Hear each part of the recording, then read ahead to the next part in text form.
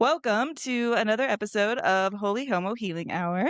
Today we have with us Theo. They grew up in a I hate that word, rural Oh, town in southeastern Kentucky and was raised Pentecostal until they left around age 12.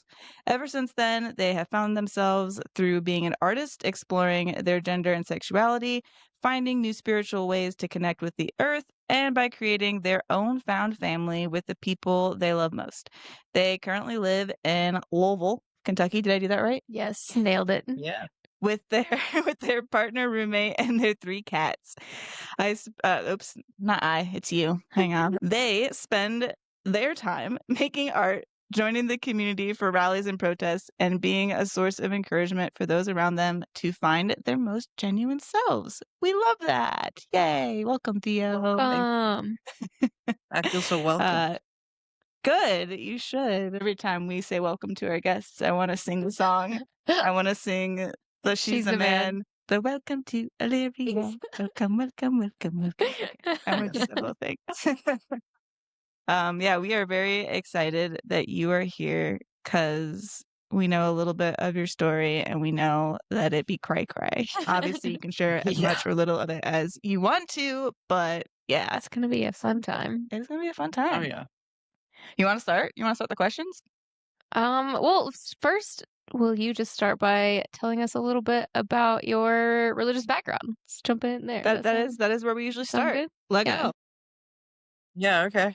I was born and raised Pentecostal on my mother's side. I think my father's side were more of the quiet Baptists, but I got to see the lively world of Pentecostal church from a very young age, and Did you ever do the speaking in tongues? I was always too young. I didn't know there was an age limit. Yeah, I didn't know there was an age limit either. But after about age 12, I started questioning things and got out of it pretty fast. And I've explored a lot of other religions since then. I briefly looked into Buddhism afterwards because I was super into like anything else. And now I'm kind of just spiritual. Nice. When you were initially in the church, how bought in were you? Like you said you questioned things around 12. How much did you believe at a younger age? And then where did your questions kind of start? Well, at first I was very into the whole religion. I was so into Christianity and the movement and the community. I think that's what really drew me in, was just the fact that there were a ton of people in a building that wanted to come together and be a community. And then the more deeper undertones and stuff started coming out, and that's probably when I started questioning things. A lot of it came from fear. I really started wondering why there was so much fear in religion and why I was going to bed every night scared out of my mind that I didn't pray for enough people, or that I was going to wake up and everybody was going to be raptured. So that was my big, Rapture like, trauma. rapture trauma is so real. I cannot stress that enough. We actually haven't talked about that We on the haven't pod yet. yet. Yeah. Do you? I would assume most people know of the rapture. If they didn't, they did now, since we just had the news saying not too long ago, where Just everyone was saying we're happened. going to have a rapture. Yeah, it just happened. If you don't know about the rapture, I'm very jealous of you and your existence thus far. But Me yeah, as will well. you tell us a little bit about what that was like as a kid, thinking about whether or not people were going to be raptured? Oh yeah, well, there was a scripture, something that was like, right before the end times, the moon will turn red as blood and then the sun will black out. So every time I saw like a harvest moon, I was like screaming, crying, like, this is it. This Oh is the end no. times. Like, we're gonna have to go. And every night I had to make sure my parents were always in bed multiple times at night. It was almost like a religious OCD thing. I was never diagnosed with that or anything, but the compulsions were so like frequent and heavy. Yeah. I remember as a kid, I'd have anxiety when it was a cloudy day because in the Bible it says something like Jesus will come down in the clouds. They mentioned clouds. And so in my mind, whenever it was a really clear day and there were no clouds, I was like, oh, safe. We're safe from the rapture today. Like Jesus can't come because there's no clouds in my little kid brain.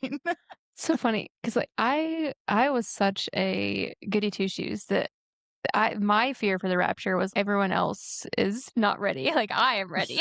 I need to make sure that everyone else around me is good because I know I'm fine. I feel like heaven just didn't sound like a good time to me. Like I was like, I don't want to No. go. This doesn't sound like fun. That's I valid. want to kick it here and do my thing. I do not want to be raptured up to eternal singing. No. I love singing. Oh no. Well, I always got the Yeah. notion I was too young. I thought I would get kicked out for some reason. Like I Oh. didn't Oh, initiation interesting. enough, or I Yeah. didn't get through enough of the religious things that you're supposed to do as a Pentecostal. What are those? I don't I know about like speaking in tongues, but I really don't know what the, I guess, religious program is for Pentecostals. Well, as far as I remember, there would be like a Sunday school at first, and the kids would be off in their own whatever. I'm sure that the beginning of church wasn't very exciting, but by the time that the kids were out there was the yelling kind of pastors and the running around the church, and there was one that jumped up on the pews and was like walking on the top of the pews, and then there was like 2 hours of music. So Yeah. a Pentecostal church service was all day and very Wow. extensive and very spiritual every time. It was almost like a revival every time. Yeah, Yeah. that sounds exhausting, to be completely honest. Yeah. Yeah. So you said you started questioning stuff at 12. One of those things was, why am I so scared all the time? Was there anything else in particular, or was it mainly just, why am I scared all the time? That, and also the, like, why would a god condemn his own children to hell forever? I guess that also came from the fear of me going to hell, but, like, it was also, this is very cruel, and for a God that's so merciful and loving, he's letting a lot of people, the majority of people, from what Pentecostals teach, are going to hell. They say that the square footage in heaven, or whatever it's supposed to be, very small. So I always imagined the majority of people were going to hell, and then I Yeah. was like, what was the point? Yeah. Yeah. What age were you initially questioning your sexuality? When did that start? I remember the first time I told my mom that I was pan, I was about 13, and I had just found the description, and I was like, oh, this sounds just like me.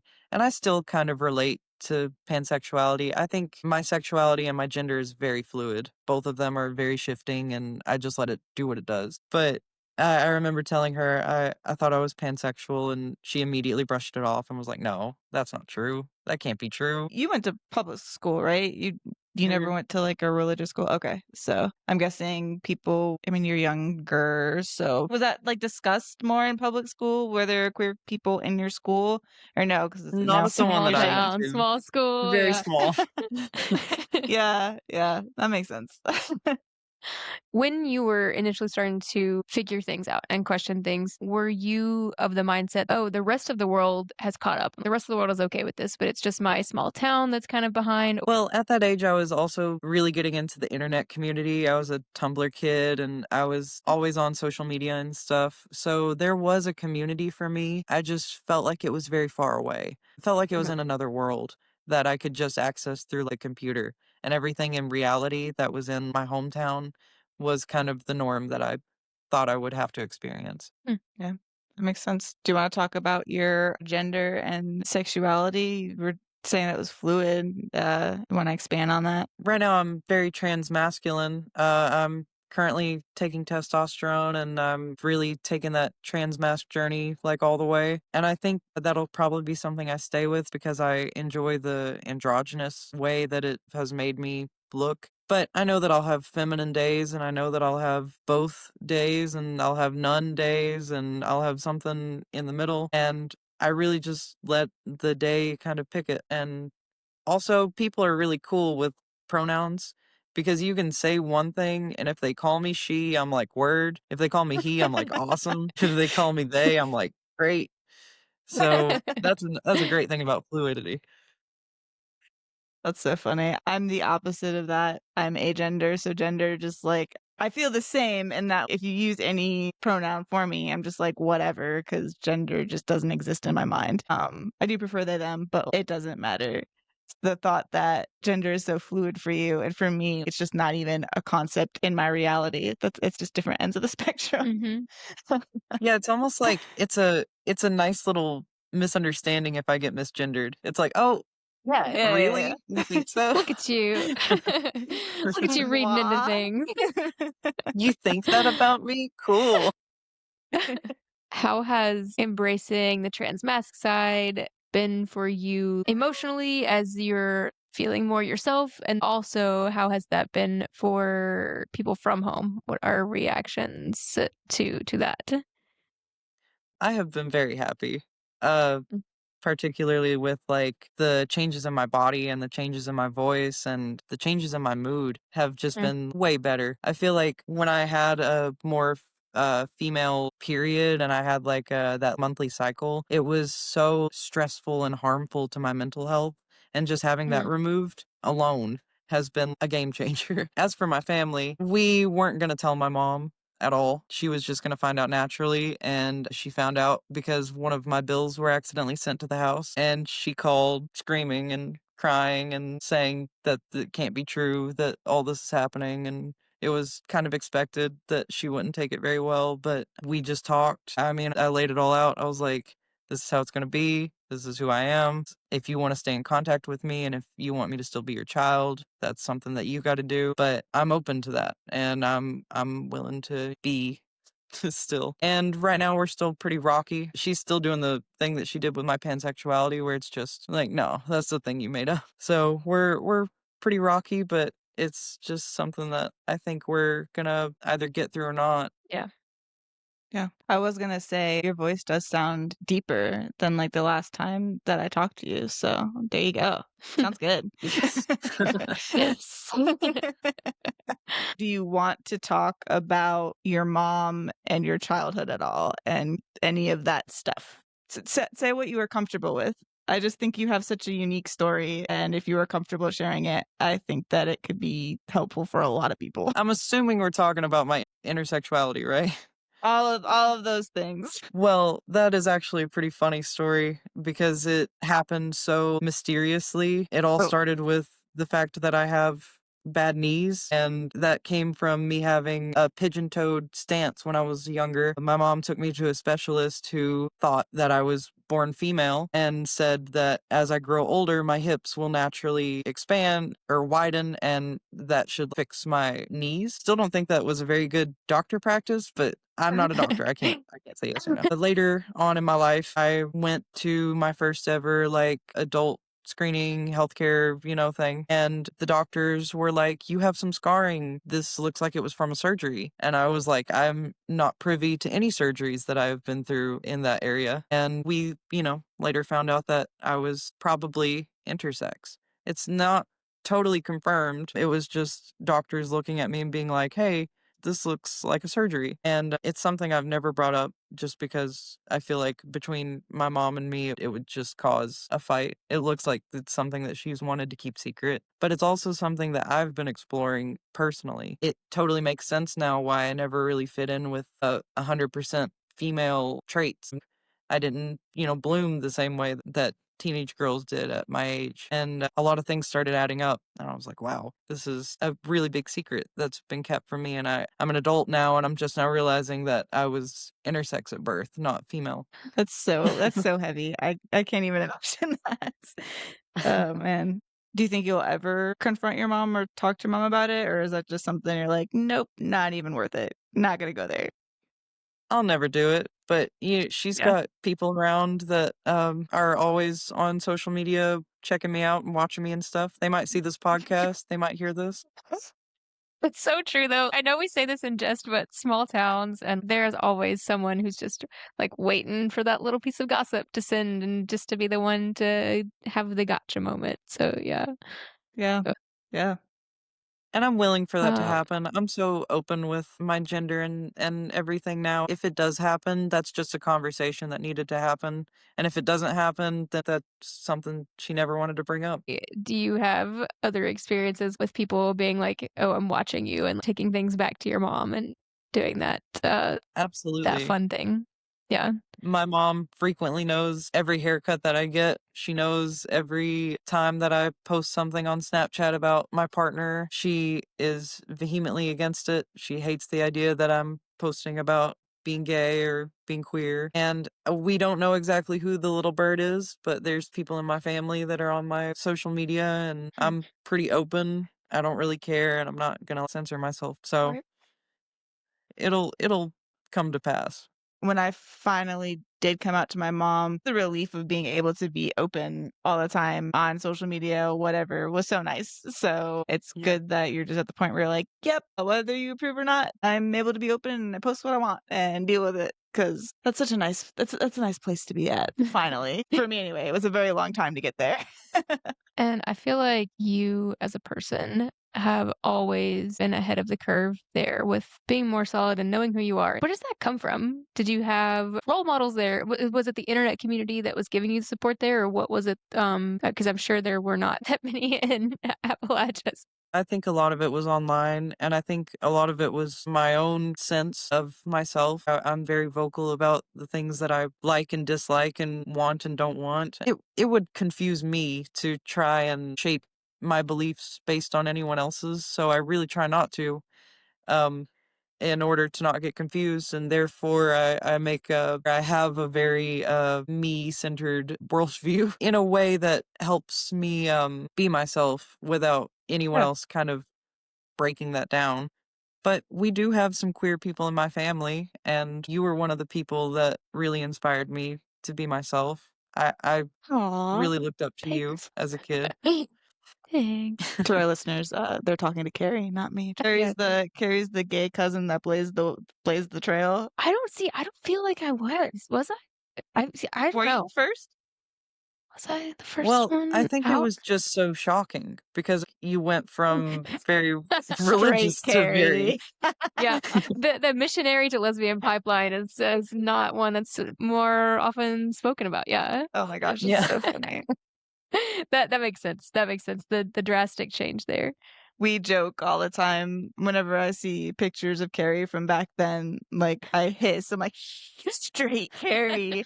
And it's so funny because she just she just looks so different. You Yeah. could see it in her posture in pictures and the way she smiles and the way she holds herself. And then you see her now and it's just night and day. It's absolutely wild. So yeah, That queer glow up. that queer glow up, you had it big Oh yeah. time. I still get jump scared at pictures of me pre-haircut. I mean, Yeah, it's like who is on my You phone had right now? long hair. Your hair yeah. was long. I About Yep. forgot 4 about feet. that. Holy Jeez. cow. Yeah, Yeah. I Oh, forgot about that. do you want to talk about that? What was it like cutting your hair Ooh, yeah. for the first time? What are those feels? My hair was my whole identity for a long time. It was everybody else's favorite thing about me. So, like, I was getting compliments left and right about how I had this really pretty natural blonde hair, never cut it, never dye it, never do anything to it. And I never did. And then one night, my partner and I were talking about it. Actually, I think I had said a few times, like, God, I need this off. And they were like, Are you serious? And I was like, No. But then one night we were really talking about it, and they were like, I could do it. I could cut it off right now. We don't have to make an appointment or anything. And I was like, Do it. Cut it all off. Yes. Yes, we love an impulse decision. Yes. How did it feel afterwards? Did you have any regret or was it just total like liberation? It immediately felt right. It was like, yeah, why did I not do this years ago? Like, what was I Yeah. waiting on? Yeah. So wild how something as simple as a haircut can be so gender affirming and Yeah. yeah. Very much. Yeah. And also just signifying too, because it was everyone else's favorite thing of like, no, I'm putting myself first. This is for me. I don't care what you all are Mhm. saying. Kind of a statement of you like me for who I am or you don't. Yeah. Yeah. Yeah, exactly. Okay, real talk. If you're still here, you clearly love us. So go ahead and make it official. Hit that subscribe button and give us those coveted 5 stars. It's free, it's easy, and honestly, it feeds our validation issues. Now, let's get back to the good stuff. We have been discussing healing from religious trauma, as you are getting out of the circles and moving forward in life, what things have lingered for you from the church? What have you done to overcome any of those things? Or do you not have any religious trauma? Any of the above here? Lingering things have mostly gone. I feel like I don't have a lot of religious ties anymore. The few things that I do feel connected to religion still is very much culturally. I just feel like it was part of my upbringing in a church. So it feels more of a cultural aspect to something that I grew up with. Some of the things that actually benefited me from going to church was a little more of a logistic way of questioning things before just believing what somebody would tell me and taking it to heart and just assuming that blind faith is something you need to have. I really, really like to question everything and look at things objectively instead of through the way that somebody wants me to view it.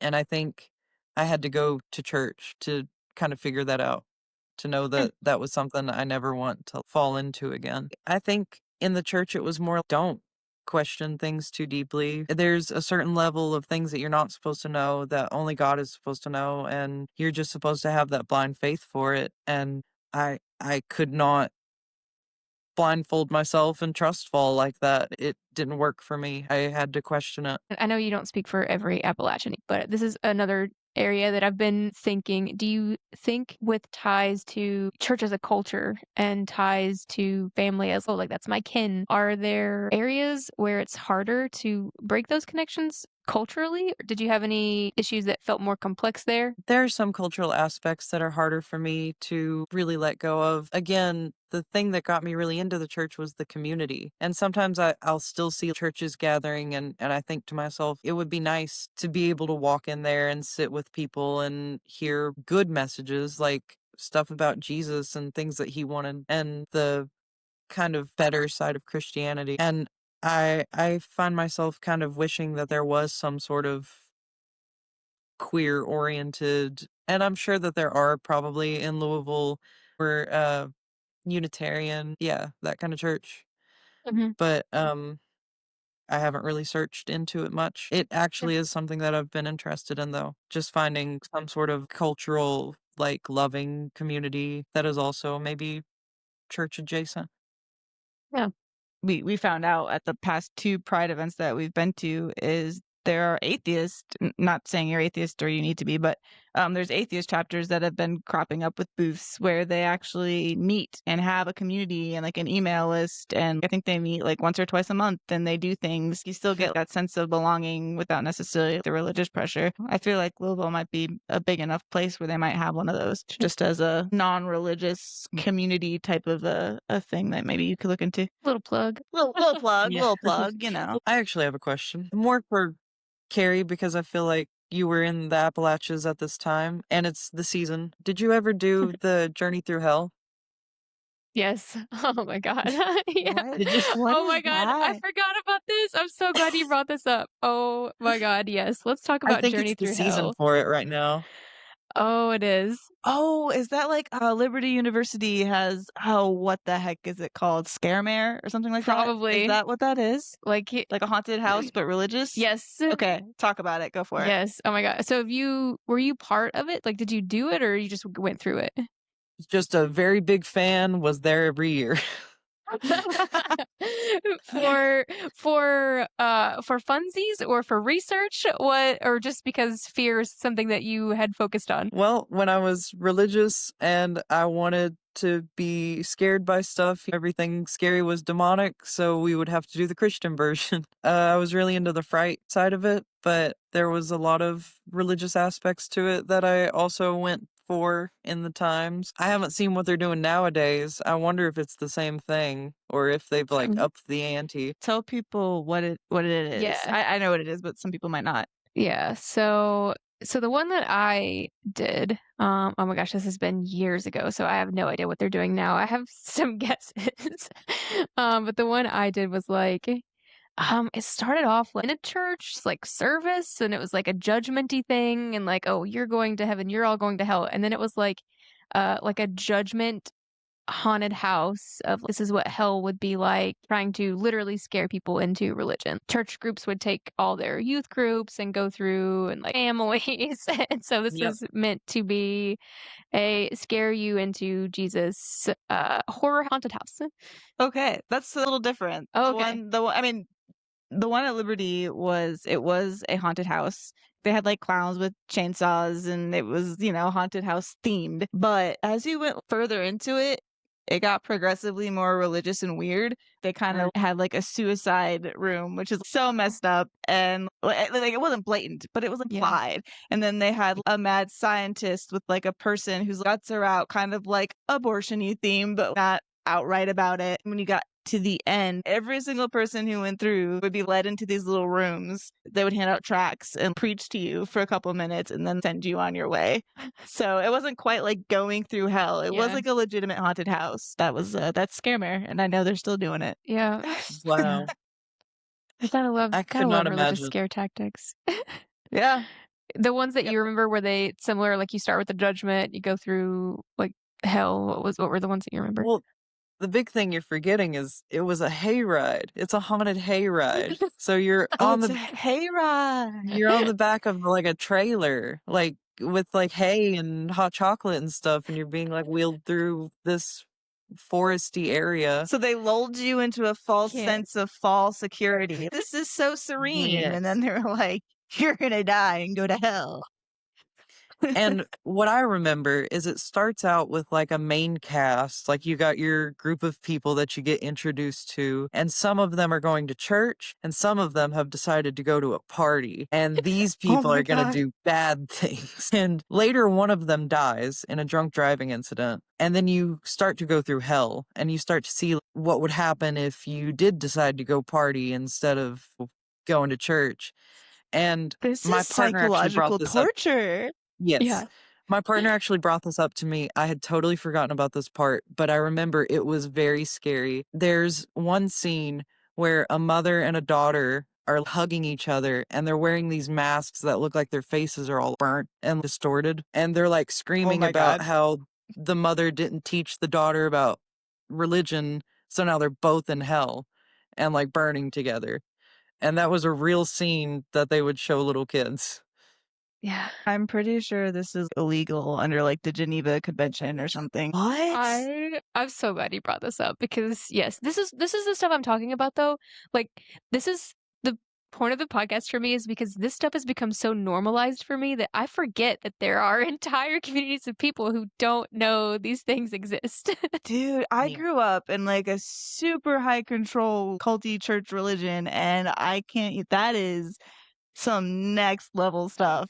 Like what? You didn't get your Halloween hell scare? Your grandparents have never tried to cast demons out of you? Did you even grow up? What was your... That And is it's still happening. traumatizing. Yeah. I would love to see. I was scarred by like chick should tracks. I was scarred by chick tracks. You do not want to take me there. We should go. We need to You go. should not. That would be so disrespectful. Oh, man. Take me there. Wow. Yeah. I'm gonna need to sit on this one for a minute. So glad I brought it up. 'Tis the season. I'm so glad. Yeah. This is the same group of people who are like, don't trick or treat, or then you're celebrating Satan, but you can come do our hayride and learn about hell and give us your money. Yes. Yeah. That is terrifying. You just describing that scene of like the mother and the daughter has given me such ick and anxiety. I can't even imagine seeing that. Some of the skits that we used to do, like where people would be dragged off in chains and low-key suicide-y, like ideation stuff. Suicide attempts. We would do like worship, air quotes, worship songs where people would commit suicide in these song skits, interpretive movement things. I know exactly. I know the exact I think I skit know you're which one you're talking thinking of about. too. Yeah. What is the song? Yeah. It's the one that goes, "You're all I want, you're all I need." Yes. And all the evangelical kids just went, that one. And then like all the demons are trying to attack this one person, and yeah. It's like the line, right? And they're Yep. like with the drinking, Yep. and then like And they get then- down, and she's like cutting herself, Yep. and then Still with Yeah. the pills. oh my Yeah, pills. gosh, Oh, if Because anyone once you has- do one of those things, you do all of the it's all things. of them. Yeah. that okay, but that was told to me, Yeah. like same. Yeah. I remember my mom looking me straight in the face and telling me that all gay people were miserable and suicidal because they were gay, and that Yeah. if you were queer, you were going to kill yourself. Like that was quite literally told to me. Yeah. So yeah, And same with the slippery slope thing. And the Like slippery slope I thing, yeah. literally believed like, oh, if you cuss, then in Then a year from yeah. now you're gonna be a drug addict and killing yourself. Yep. Yeah.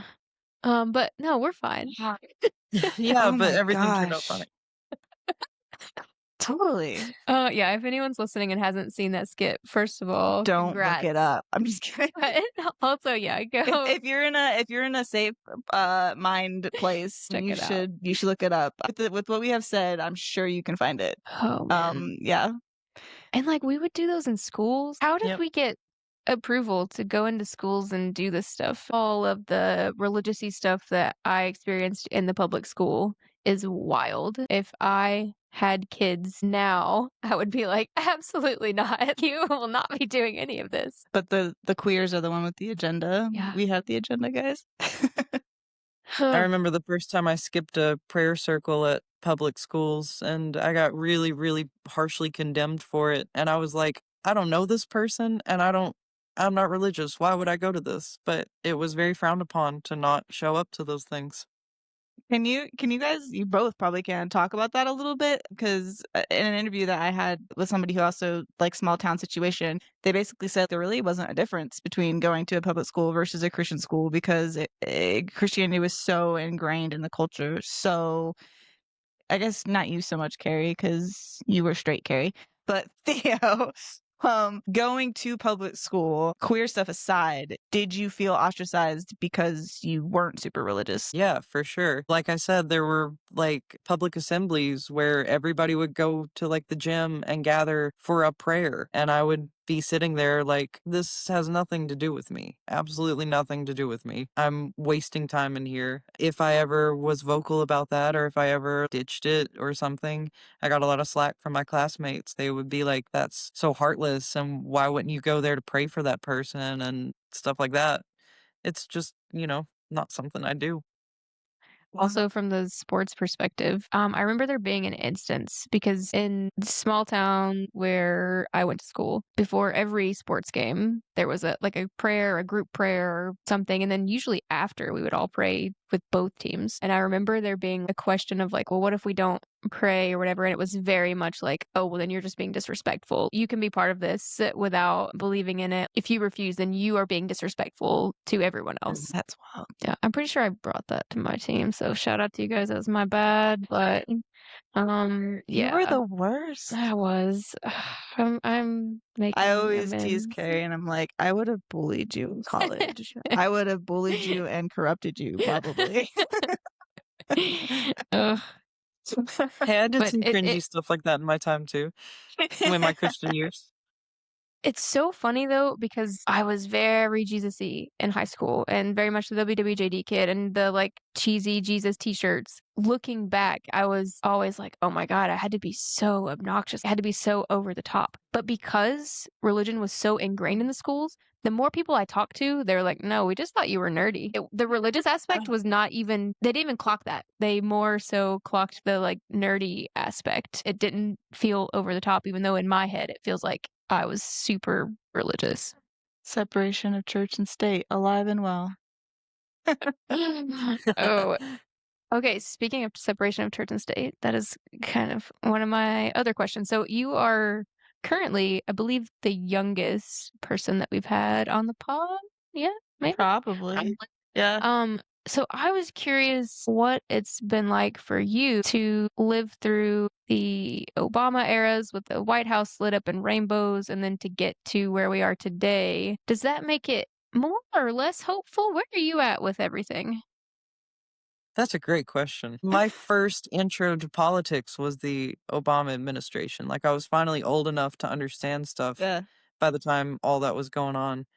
And that should have been one of my tip-offs. I remember being very pro-gay marriage, and I was like, wow, that's awesome that that's happening. I am pretty hopeful for change just because I've seen it happen once, and it looks like after a presidency, another president can really change the game. But uh, I mean, 2025 is really, it's really testing my patience. It's really out there. It's a different timeline. Yeah. I'm about to drive to CERN and just throw myself in the particle accelerator and see what happens. See if I can warp myself back to like 2012 or something. Actually, you When know the what? Mayans predicted it. Yes, Yes. when the Mayans predicted. That's I actually want to talk about that because you are, I don't know, probably like 10 years younger than us. Something that we always talk about is how there's not really a lot of third spaces and just the cost of everything. How is it like trying, like, because when I was in college, no matter how broke I was, we could always go out and there were dollar shots, happy hours, and dollar menus and $2 movie theaters. And there was always something that you could do on a budget. And I just feel like that's not possible now. How is that with you and making friends and trying to make community? And I just want to hear your insight. That's also some great questions. Things are a lot harder to do as far as like going out and doing things. Just the cost of everything is insane. I guess going back to my roots, social media and online apps like Discord and Tumblr and my real OGs, you know, they all wait for me there. So it's a lot more just Digital. digital interaction as opposed to in-person kind of stuff. I think I have like 2 friends up here and they're both living with me, and everywhere else it's online. Yeah. Yeah. Dang. Yeah. That makes total sense. It's kind of what I figured. Was that also the case in New York, or was that better or worse as far as community? Good question. So much better. Oh my gosh. Mm. Just walking into Washington Square Park, that's where people would go if they didn't have money to go do stuff. You would just go sit in the park and there would be music and there would be people set up with tables selling whatever they wanted to sell, t-shirts, jewelry, homemade candles, just right in the middle of the park. And you would go do that for your poor activities. For a while I was very broke in New York City, like facing food scarcity for a little bit, and my favorite thing to do was just to walk as much as I could and see the sights and stuff. And usually I had 2 or 3 friends that wanted to do that as well, so it would be a hangout where we would go just look at something. We would go see a part of Central Park that we hadn't seen, or we would go check out a coffee shop that we didn't have to necessarily purchase anything in, but we would go just for the vibes. Wow, it's almost like walkable communities are good for our mental health and socialization. Yeah. Who knew? Yeah. Oh, yeah. That's why so many people look back on their college days with such fondness because it's like the only time people in the United States get to experience a freaking walkable community. Yeah. It's so true. Yeah. So, yeah, kind of off pod topic, but I think it's important. Yeah. So, I think so Fun too. community. How you doing? Yeah. community, you know, yeah. That jives. Are there any crazy stories that you have from family, small town, religious stuff that you would like to share? I could reshare the exorcism story. That is It's a exactly what classic. I was hoping you were going to bring up. Please share Love the the exorcism exorcism story.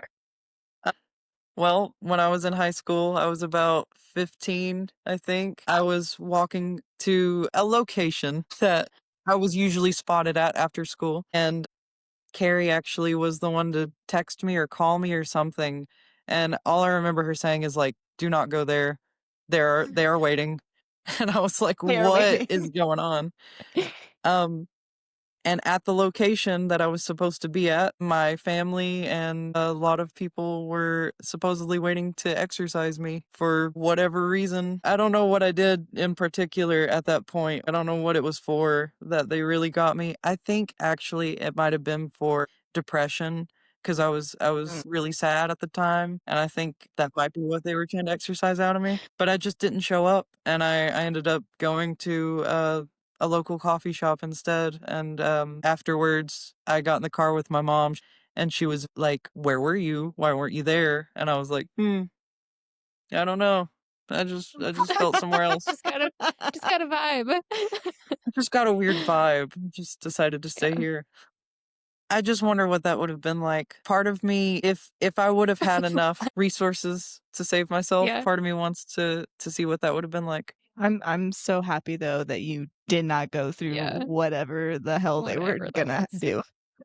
So happy you didn't Yeah. go through that. But it would have been interesting for science. I also feel that as well. Question everything, you know. Curiosity would have killed me. What was the discourse around your depression going along with the demons? What were you hearing with that? Oh, the depression was a demon, according to them. It was a specific demon that was like on me and was like following me around. It wasn't anything to do with my mental health or the fact that I was getting told that I wasn't queer or I wasn't allowed to be who I am by my own family. It was more a demon, a real actual entity attached to me that they had to spiritually block or push off of me. Speaking of, my mom recently sent me a thing that said demons go by they them. So Yes. Oh no. in the Bible, it's we, us, they, or them. If you've used any of those, I mean, I can't trust you. Yeah. That's so affirming. Thank you. Yeah. A little demon wife. It was for me too. I was like, wow, that makes so much more sense now. I feel so seen. I didn't have a demon. I was the demon. It was me all Be the- along. Be the demon you wish to see in the world. Oh, I gotta say, I think it's funny that you were only worth one attempted exorcism. They went so far as to like set it up and be like, yes, we are gonna exorcise Theo. And then that was it. You didn't show up and they're like, oh, well, okay. wasn't meant to be. What's it meant to be? Yep. Well, this had happened already previously with another family member. I won't get too into it because that's their story to tell, but they also got tricked into an intervention exorcism looking thing just for being, I think, mentally unwell at the time. So I had actually already heard a little bit about this, that this was something that they would do. So as soon as Carrie said that, they are waiting, I was like, okay, not going to go through that. Oh. Yeah. At what point did we get to just claim that as tradition? Like that's a family tradition now. What else have you done to get into a good headspace? Leaving was a huge one, I'll admit. I Mhm. didn't realize how, like, attached to everything I would still be. Even if I said, like, it doesn't affect me, it doesn't bother me, they can say what they want. It's just the fact that it's there and it's even a barrier in the first place. Having that removed is like, crazy. It got so much easier, so much quicker. Another thing I really like to do is finding like-minded people that are going through similar situations as me, usually via social media, but I love to hear other people's like versions or like similarities and differences to me in like intersexuality and transmasculine changes and stuff like that. It's always nice to find that community and have that with me. Well, do you want to do the The final question. Oh, thought she Oh was my gonna gosh. sing. Thought she was gonna have to do it now. It's the final question. Oh, there we go. Not bad. As you know, we like to wrap up our show with our final question, which is Theo, if you could go back in time to baby Theo, what would you tell them? Any words of wisdom or words of love that you would like to impart? Keep being yourself. Like, do not change the path. It gets so much better if you keep doing what you're doing. I think I would Yeah. tell them to just keep it up and continue to be that most authentic, most genuine self, because that's what really got me as far as I am now, is just that unabashed me. Yeah. I will say, just like I joke about straight Carrie versus now Carrie, I knew you before all of the transitioning and everything and cutting off your hair. And same thing for you. Like the difference between Theo back then and Theo now is just, yeah, you could just you see it on your face. Like you're just much happier in your pictures, your body language, posture. and it's great to see. So Yeah. yeah, That's still a lot We better. love it. We Good. love Yeah, it. We love it. good. Isn't that wild? Isn't that crazy? That happens. It was great talking to you. Yeah. Thanks so It was much for great being on the talking. pod. Yeah. Yes, this was so much fun. Thank you for listening to Holy Homo Healing Hour. If this show speaks to you, please subscribe and share it with someone who might need to hear it too. Until next time, be kind to yourself. And remember, honey, we all deserve to be loved.